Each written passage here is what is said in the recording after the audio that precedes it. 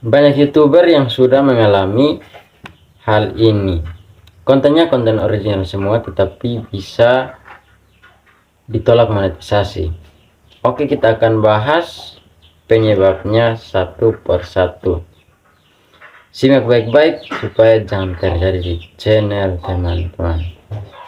Oke, yang pertama, mungkin di konten yang ditolak monetisasi itu, yang pertama, video slide tanpa narasi suara.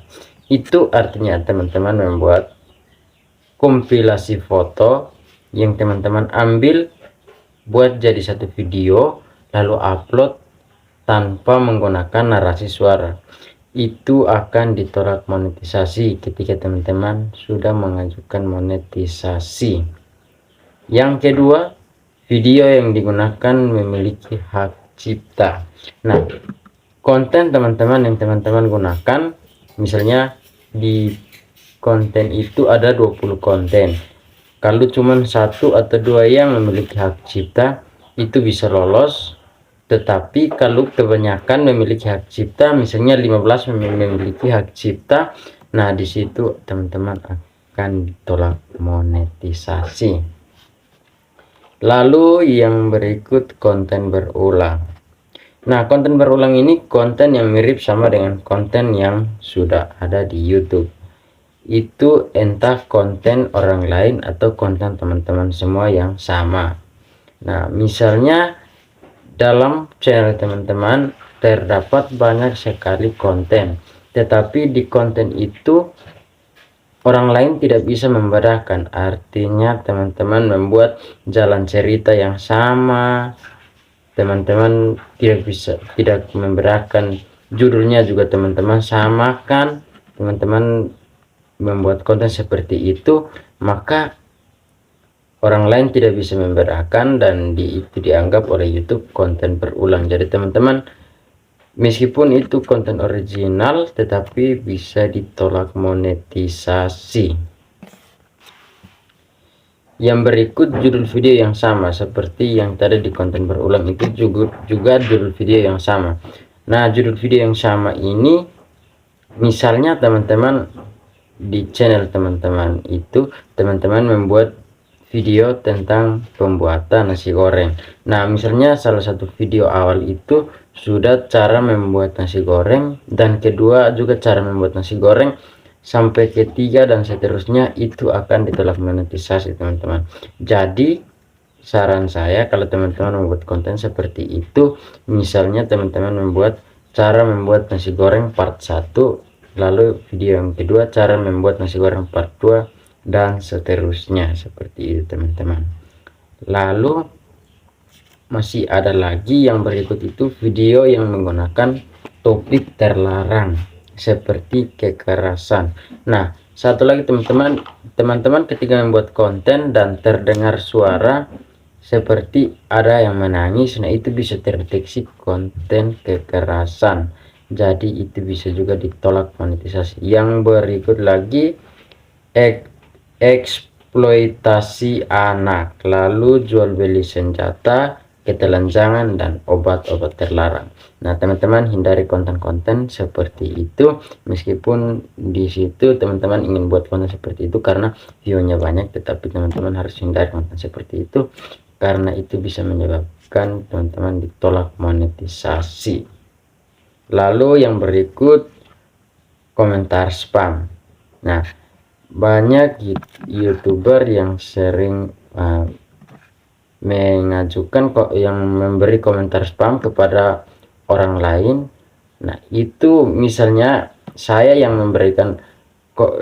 berkomentar spam kepada teman-teman, tetapi berbahaya juga kepada channel saya. Untuk itu teman-teman yang mau ingin melakukan komentar spam, itu sebaiknya menggunakan channel yang bukan untuk mengajukan monetisasi.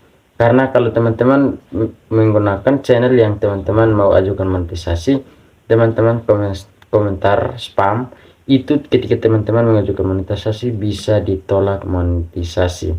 Nah, banyak yang tidak sadar dan tidak tahu biasanya ditolak monetisasi, tidak sadar apa yang dilakukan kesalahannya. Pasti kebanyakan komentar spam tetapi tidak tahu kalau itu bisa berbahaya pada channel teman-teman. Yang berikut efek-efek yang digunakan. Nah, misalnya teman-teman buat channel lucu, di situ sound yang digunakan itu sound lucu, tetapi memang sudah gratis, bebas hak cipta, tetapi banyak sekali YouTuber lain yang sudah menggunakan efek itu, efek sound lucu maupun gambar-gambar lucu. Kalau teman-teman memiliki channel konten lucu-lucu seperti itu, kan biasanya harus menambahkan efek-efek lucu biar videonya bagus, gambar-gambar lucu. Nah, di situ teman-teman tidak sadar kalau banyak sekali YouTuber yang sudah menggunakan efek itu dan sound itu. Jadi teman-teman, saya kasih saran ketika teman-teman mau menggunakan efek ataupun satu lagi musik yang teman-teman gunakan itu dari berbagai artis ataupun yang musik yang teman-teman ambil sendiri, meskipun itu bebas hak cipta, tetapi itu bisa ketika teman-teman upload itu tidak terkena hak cipta, tetapi ketika teman-teman mengajukan monetisasi itu bisa ditolak monetisasi.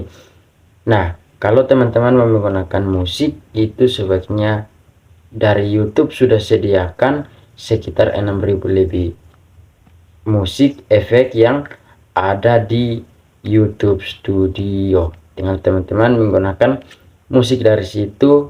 Teman-teman mau menggunakan musik apa saja di situ lengkap.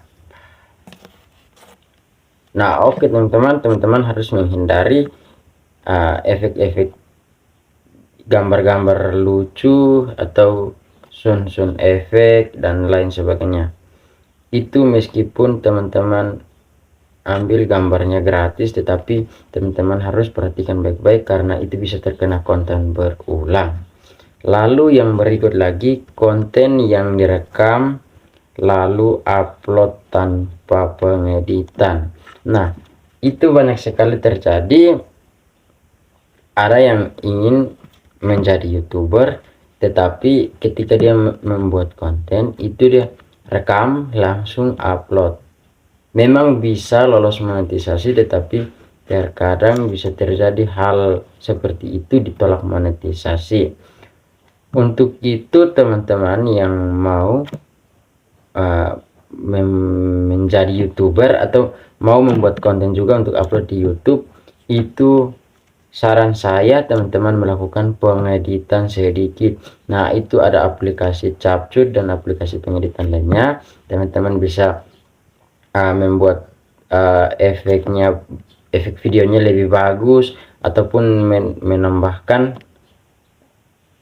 teman-teman masukkan nama channel YouTube kalian di bagian bawah video atau alamat Facebook, alamat IG di bagian bawah channel, durasi video setiap kali pindah teman-teman edit menggunakan efek tertentu. Ketika dia pindah durasi itu orang lain lihat menarik seperti itu, jadi itu teman-teman mengajukan monetisasi juga itu bisa lolos monetisasi. Nah, biasanya ada yang cuman rekam dan biarpun videonya dianggap sudah bagus, tetapi ketika diupload lalu mengajukan monetisasi bisa ditolak.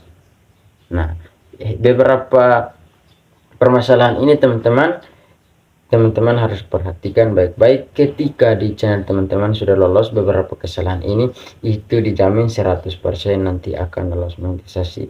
Tapi ada satu dan dua hal yang teman-teman masih melakukan kesalahan dari beberapa cara ini, maka teman-teman rubah karena itu sangat berbahaya, berdampak tidak baik pada channel teman-teman ketika mengajukan monetisasi.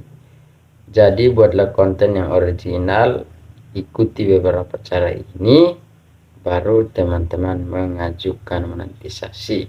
Oke teman-teman, itu sekian tutorial dari saya, semoga bermanfaat bagi teman-teman semua.